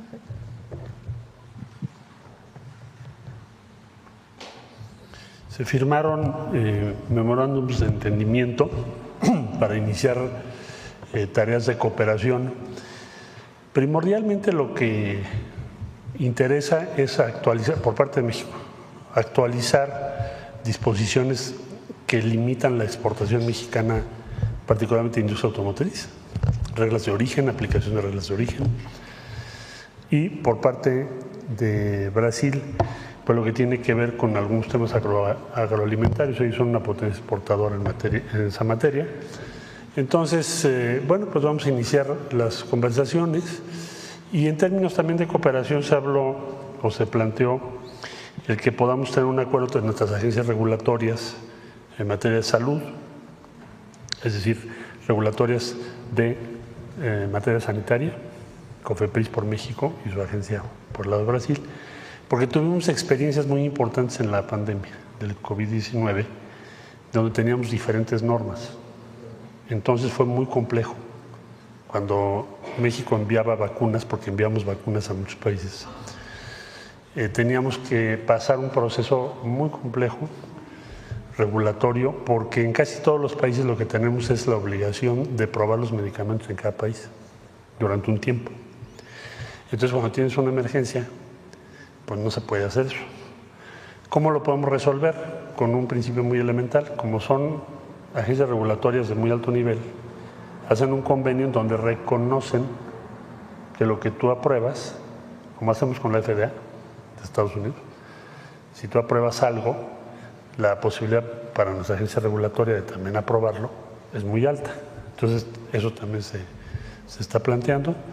Etanol como biocombustible para México. Brasil está muy dispuesto a trabajar en ello y tiene una tecnología muy avanzada. Y también otras áreas de cooperación, como podría ser la exploración en aguas profundas. Ellos producen más de 3,5 millones de barriles al día, primordialmente en aguas profundas, tienen una experiencia muy grande. Entonces, está todos esos temas en los memorándums de cooperación entre los dos países. Evidentemente el canciller va a informar en más detalle, pero eso me estoy refiriendo a los que tienen que ver con economía, comercio y economía. ¿Se ha planteado la posibilidad de firmar un acuerdo comercial como el que se tiene con Estados Unidos y Canadá? No, no sería el objetivo. ¿Hay algún Tenemos acuerdos de complementariedad denominados AC53 y AC55. Lo que haremos es tratar de actualizarlos porque se firmaron hace más de 20 años, pero no estamos planteándonos un acuerdo de libre comercio en este momento. Gracias. Presidenta, ¿se tiene previsto la firma de más convenios en la reunión que presida hoy? Esencialmente los que mencionó Marcelo es un acuerdo de complementariedad. Brasil produce y tiene tecnología en ciertas áreas que le interesan a México y también nosotros tenemos desarrollo en ciertas áreas que le interesan a Brasil. Recuerden que se reunieron los empresarios, no solamente el vicepresidente de Brasil y Relaciones Exteriores, Economía, Energía, sino también hubo reunión entre empresarios para ver si puede haber alguna complementariedad. ¿Y se tuvo algún resultado?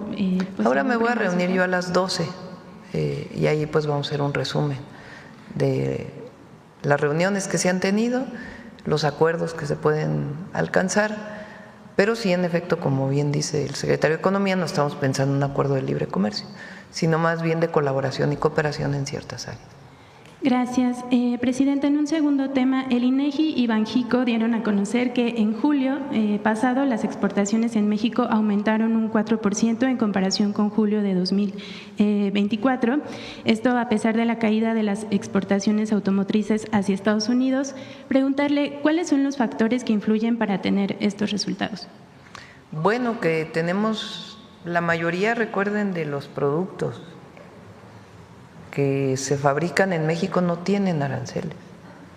O sea, se mantiene el tratado comercial. Porque hay esta idea de que como hay aranceles en vehículos limitado, porque recuerden que hay un descuento por lo que se fabrica en Estados Unidos y también en una parte en México, y está el tema del acero y el aluminio y algunos otros que se han puesto a todos los países del mundo. Eso representa una tarifa muy alta para México. Pero no, recuerden que el 25% es para todos aquellos productos que se exportan fuera del TEMEC. Todo lo que está dentro del TEMEC sigue teniendo aranceles ceros, con sus características para los vehículos terminados, para acero y aluminio y para cobre que recientemente se emitió. Pero en todo lo demás se mantiene el TEMEC. Entonces eso es algo muy importante, muy importante. Y así como nosotros queremos producir más en México para el consumo interno, pues también queremos mantener el tratado comercial que permite fortalecer a las tres economías. Sí, en este sentido preguntarle cómo van las negociaciones con Estados Unidos sobre los temas arancelarios, ya que el día de ayer se anunció que Correos de México suspenderá temporalmente los envíos postales y de paquetería a ese país por un nuevo impuesto del gobierno estadounidense ahora a los productos postales. Sí, prácticamente todos los países lo hicieron. Hace algunos meses, yo creo, ¿verdad? Sí. Emitió el gobierno de los Estados Unidos que todo lo que le llaman minimis, lo que llega a Estados Unidos de un valor menor a $800, tiene un impuesto del 25%, de todo el mundo, no solamente de México. Pero no han definido cómo van a cobrar ese impuesto. O sea, es un tema del gobierno de los Estados Unidos, de sus instituciones, que no han determinado cómo se va a pagar. Entonces, incluso las líneas aéreas que llevan estos paquetes dijeron no vamos a llevar la paquetería porque no sabemos cómo se va a cobrar el impuesto y si la van a recibir. Entonces estamos esperando a que emitan los lineamientos el gobierno de los Estados Unidos y ya reiniciar las exportaciones a través de Correos de México. Esta es la razón, pero prácticamente todos los países del mundo suspenden porque incluso las aerolíneas pues no quieren llevar esta carga porque no se ha definido cómo se va a cobrar este impuesto. Gracias, Presidenta. Finalmente, saber si tiene mayor información sobre las 70 denuncias que presentó el gobierno de Tamaulipas contra la administración de Francisco García Cabeza de Vaca por un desvío de recursos de al menos 343 millones de pesos. Pues más bien la Fiscalía tendría que informar sobre este tema. ¿Sabe si las órdenes de aprehensión contra Francisco Cabeza de Vaca siguen vigentes? La Fiscalía tendría que responder. Gracias, Presidenta. Bueno, a ver, ¿quién más? A ver, el compañero acá. Sí. Hola, ¿qué tal? Muy buenos días, Presidenta, funcionarios, maestra que la acompañan. Presidenta, quisiéramos saber un mensaje, porque hay muchos jóvenes que quieren ingresar a la política y ayer lo vimos en redes después del incidente que se da en el Senado, que empiezan a hablar que ya debe de empezar a haber un cambio generacional en la política porque ellos decían que tanto de un lado como del otro no hay diálogo, ¿no? Y están en su derecho los jóvenes porque ellos tienen derecho a cuestionar. Yo nada más le hago la pregunta directa, Presidenta, ¿qué mensaje usted le puede mandar a los jóvenes que están queriendo incursionar en la política al ver esas imágenes que sucedieron el día de ayer? La política es una herramienta de transformación. Es la vía pacífica para la transformación. La política tiene que ver con estar cerca de la gente, con querer transformar el país para construir un país más justo. La política no tiene que ver con hacer una carrera política para llegar a ser diputado, si no tienes un objetivo. Nosotros concebimos que la política es una tarea de todas y todos los mexicanos, no de los que se quieren dedicar a la política como una vía de trabajo. Y aquellos que se quieren dedicar a la política, decía el presidente López Obrador, al noble oficio de la política, pues lo que tienen que pensar no es en un beneficio personal o en la fama sino para qué quieres hacer política. Entonces nosotros concebimos la política para el bienestar de la gente, como una herramienta de transformación, como la vía más idónea. Es la mejor vía de transformación del país, hacer política para transformar. Aquí hacemos política para transformar, para el bien del pueblo. Y la política es estar en las colonias, estar en el campo, trabajando con la gente. Y también buscar una representación popular, pero ¿para qué? ¿Qué leyes quieres hacer? No es ser diputado por ser diputado. Entonces, a las y los jóvenes, la política no es solamente sentarse en un curul.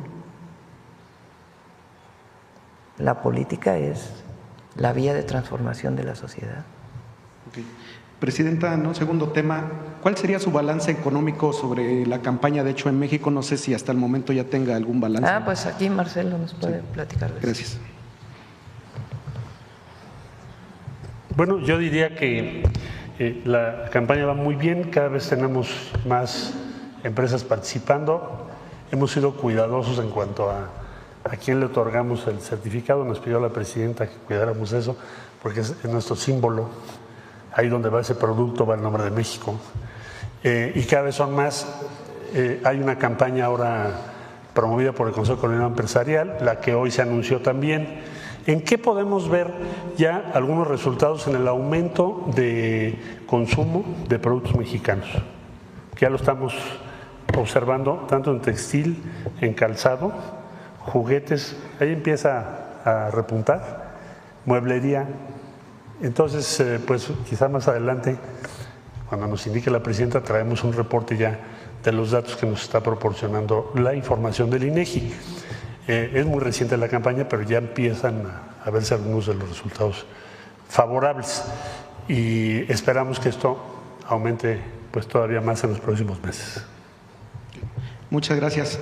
Presidenta, en otro tema, mientras instituciones como Banco, Intercam y Vector Casa de Bolsa han sido señaladas por presuntas operaciones de lavado de dinero, hoy preocupa que el grupo financiero Mifel, dirigido por Daniel Becker y acusado de apropiarse de recursos de sus clientes mediante bloqueos y maniobras judiciales, busca adquirir a Vector, pese a sus problemas financieros. En este contexto, ¿qué acciones concretas tomará su gobierno para blindar el sistema financiero, proteger a los ahorradores y garantizar que las víctimas de estas prácticas puedan ser recibidas directamente por el titular de la Comisión Nacional de Bancaria y de Valores y el director de la UIF?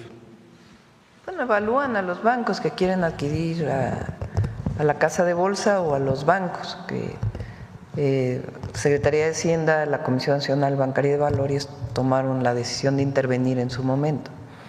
Recuerden que nosotros siempre planteamos que no había suficiente, que nosotros no teníamos pruebas. Fue una decisión del Departamento del Tesoro de los Estados Unidos. Y a partir de ahí se hace esta intervención pues para proteger al sistema financiero nacional. Es una decisión técnica que se toma en Secretaría de Hacienda y la Comisión Nacional Bancaria y de Valores. Ahora que se está planteando su venta, pues también son decisiones técnicas y se toman las decisiones a partir pues de la información que se tiene y del beneficio para el país. Muchas gracias, presidenta. No me presenté, Ramón Flores del Centinela. Por último, ¿cuál sería su mensaje de solidaridad con el senador Noroña? Bueno, yo creo que ya hablamos de eso, ¿no? O sea, a ver, todos los compañeros de nuestro movimiento, todos, los apreciamos a todos, a todos. Por supuesto que estamos en contra de la agresión que vivió Gerardo. Y el compañero que también fue golpeado en el piso. Entonces, por supuesto que todos tienen el apoyo. Ahora, en lo que vivimos ayer, que es lo que me parece importante para la sociedad, no para la presidenta, para la sociedad, para el pueblo de México. Es importante que se vea el video para ver quién agredió y a quién representa. Entonces, lo dejamos ahí para… Y sí, siempre adelante. A ver, aquí ya cerramos. Vamos a presentar un video que hace tiempo teníamos, que no lo habíamos presentado para lo hecho en México, ¿verdad? Después de la pregunta, si quieres. Buenos días, presidenta. Buenos días, secretario. Eduardo Esquivel Ancona, Domo de Cristal. Mi primera pregunta es, apicultores de Yucatán están sufriendo problemas económicos porque su miel que producen ya no se las están tomando como orgánica. Precisamente por grupos de menonitas han talado la selva y están sembrando soya, soya transgénica. Y esta soya transgénica usan glifosato como pesticida, como herbicida. Entonces ellos quieren, pues ya no se las toman como orgánicas y además su producción ha bajado muchísimo por estas concesiones. Fue un plan piloto del expresidente Felipe Calderón Hinojosa. Pues no vio la magnitud de este problema. ¿Qué está haciendo el gobierno federal? Y bueno, aquí tendría que ser el gobierno de Campeche y de Yucatán también, para pues no poder el glifosato no expandirse a los cultivos de estos, que son los que están afectando a la fauna y flora de esa región del país y están afectando a los productores de miel. ¿Qué se está haciendo para prevenir esto? Semarnat y Profepa están trabajando ahí. Una parte, digamos, la parte más compleja es que hay deforestación de selva para la siembra de maíz y de soya, en efecto. Entonces, está trabajando ahí Semarnat, Profepa, para informar y sancionar a quienes están deforestando y que están sembrando pues estos productos que no deberían sembrarse ahí, menos a partir de la deforestación. Entonces hay un trabajo muy importante de Semarnat en la zona. Y a los apicultores, tanto de Yucatán como de Campeche, se está trabajando con alimentación para el bienestar. La idea es fortalecer la producción y adquirir la miel y venderla en las tiendas de bienestar. Ahora incluso también en la miel se está buscando un procesamiento para venderlo como dulces, gomitas, sin agregar mayor azúcar, sino sencillamente la que tiene la miel. En el Álvarez Bulla, que era como la secretaria de Ciencia, Humanidades y Tecnología en el sexenio pasado, vino a hablar aquí en la mañanera sobre estaban viendo la posibilidad de hacer un pesticida natural que sustituyera al DDT, al glifosato. Se sigue trabajando en ello. Incluso se han ampliado las investigaciones sobre este tema y otros. Y la prohibición de un montón de productos de pesticidas que no se habían prohibido en COFEPRIS ya está a punto de salir. Dije que ya iba a salir, lo vamos a presentar yo creo la próxima semana para ya no retrasarlo. Sí, porque sí es importante, porque sí afecta. En una siguiente pregunta, Presidenta, el lunes pasado… Creo que se dice plaguicidas, ¿no? En español. Plaguicidas. Pesticidas es un anglicismo, ¿verdad?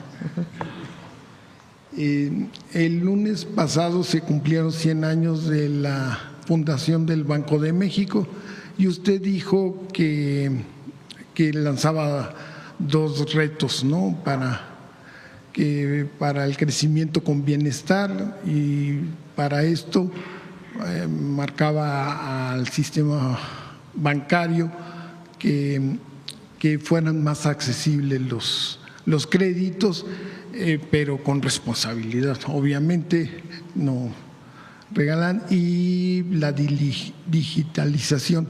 Mi pregunta sería, ¿están pensando cambiar el mandato del Banco de México, que no sea solo para la estabilidad de precios y conservar el poder adquisitivo de la moneda, sino también de fomento al empleo y al crecimiento? No estamos pensando en ello.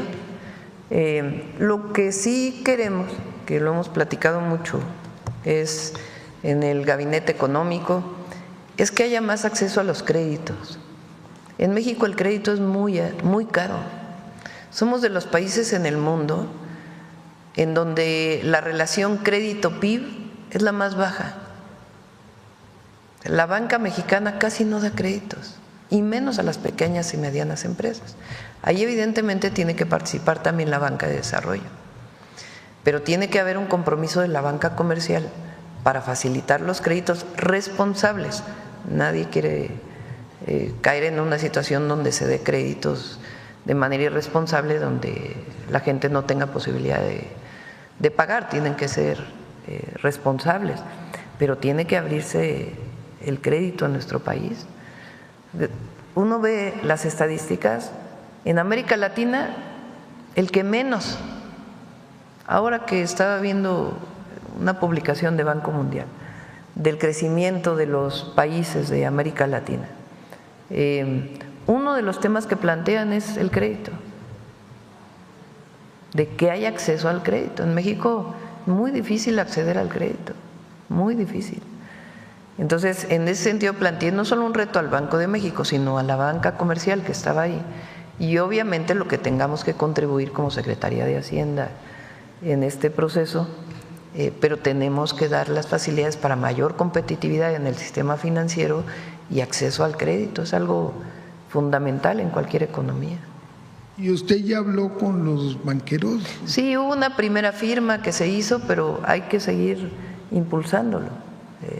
Se hizo en la última reunión de la banca, que fue en Nayarit, pero tiene que ser algo que se abra en nuestro país, que se fortalezca, y hay que hacerlo entre los tres. No es el Banco Central, que tiene su autonomía, la banca privada, la banca de desarrollo y Secretaría de Hacienda y Secretaría de Economía.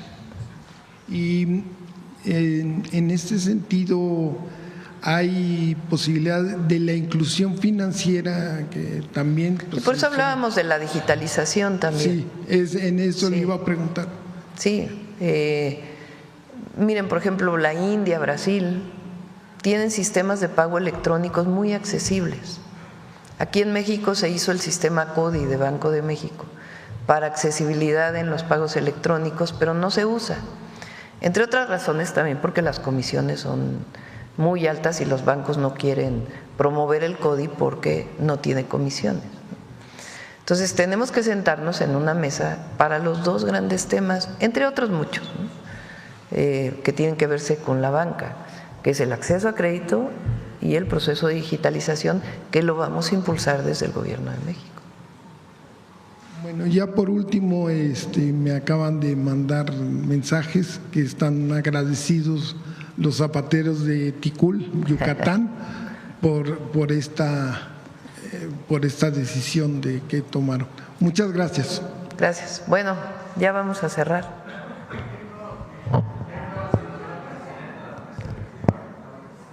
Lauritzel Castillo. Ah, qué bueno. Es hija de Berto Castillo, un gran luchador social y un gran ingeniero. Él inventó la tridilosa y además pues un gran luchador social. Él formó en su momento el Partido Mexicano de los Trabajadores, y Laura pues es también una gran luchadora social, y qué bueno que es ahora presidenta. Sí. Bueno, vamos a cerrar.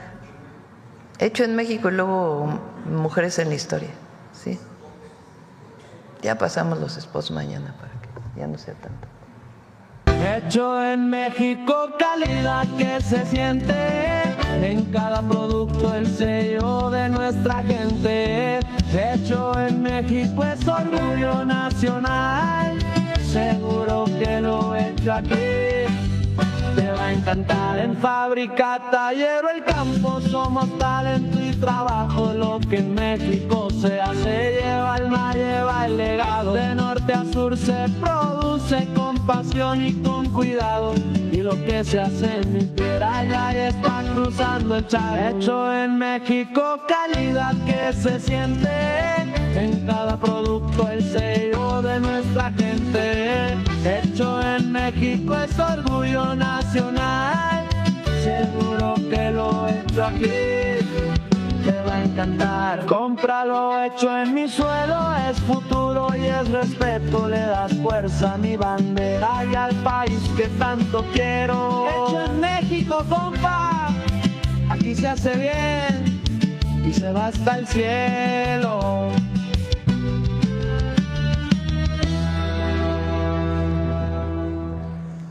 Vamos con Mujeres en Historia. Gracias. Con permiso, presidente.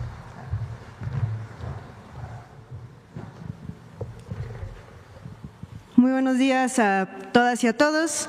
Lo que vemos en la imagen es una representación del entonces Teatro Nacional del siglo XIX. Y en estos momentos me va a salir la maestra que tengo dentro, así es que les voy a pedir que cierren los ojos, se acomoden, se relajen y vamos a escuchar algo. Imagínense.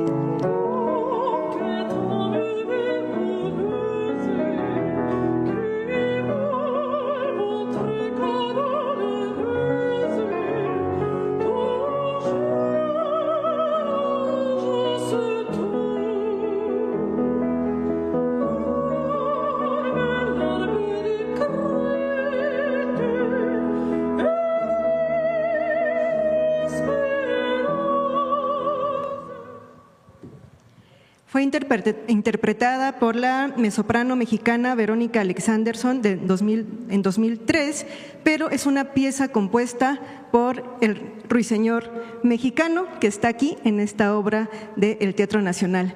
¿De quién estamos hablando? Exactamente, Ángela Peralta, el ruiseñor mexicano. Conozcámosla, por favor.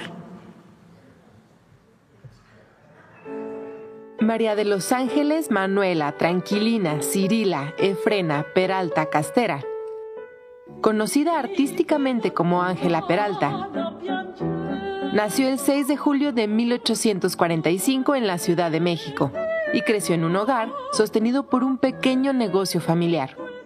En 1854, cuando tenía apenas 8 años, conoció a la célebre soprano Henriette Sontag, quien estaba de visita en la capital y había escuchado que una niña mexicana la imitaba. Ángela interpretó algunas escalas y notas que dejaron impresionada a la cantante europea. Tomó clases de canto y piano con los profesores Manuel Barragán y Agustín Valderas. Con tan solo 15 años debutó en el Gran Teatro Nacional en una función a beneficio de los pobres. Su presentación fue un éxito rotundo. A comienzos de 1861, emprendió un viaje a Europa con su padre y su maestro Agustín Valderas.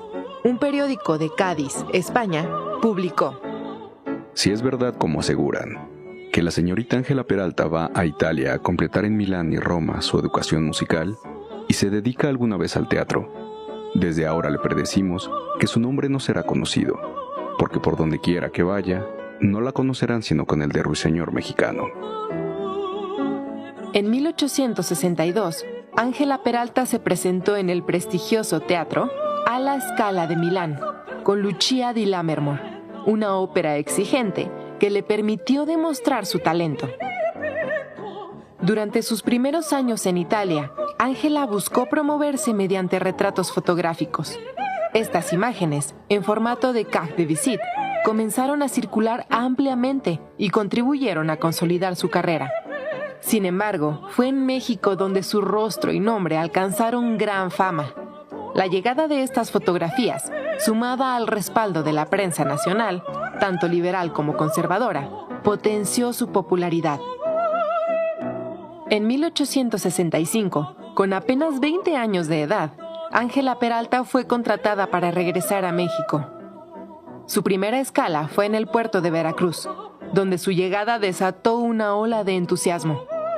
Durante su trayecto hacia la Ciudad de México, en Iztapalapa, multitudes acudieron a saludarla, y al llegar a la garita de San Antonio Abad, la comitiva se detuvo para que pudiera recibir las felicitaciones del pueblo. El fervor popular hacia Ángela Peralta no era solo admiración por su talento, sino también una proyección de esperanza en medio de un país profundamente dividido por las tensiones entre el imperio de Maximiliano y el liberalismo republicano. Tras ofrecer funciones en distintas ciudades de México y participar en la inauguración en Guadalajara del Teatro Juan Ruiz de Alarcón, hoy Teatro Degollado, Ángela Peralta continuó sus giras por América y Europa, llegando hasta Rusia. Después de años de gloria en los escenarios del mundo, regresó a México en la década de 1870.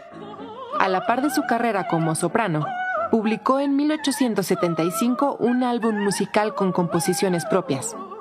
Ausencia, Vals, Lejos de ti, Vuelta a la patria, Pensando en ti, México galopa, Un recuerdo para mi patria, Nostalgia, Adiós a México. Después de un tiempo, en 1883, durante una gira, Ángela llegó a Mazatlán, pero la epidemia de fiebre amarilla que azotaba la ciudad le impidió continuar. Lamentablemente, el 30 de agosto de ese año, Ángela Peralta murió a los 38 años a causa de esta enfermedad. Hoy, sus restos permanecen en la Rotonda de las Personas Ilustres.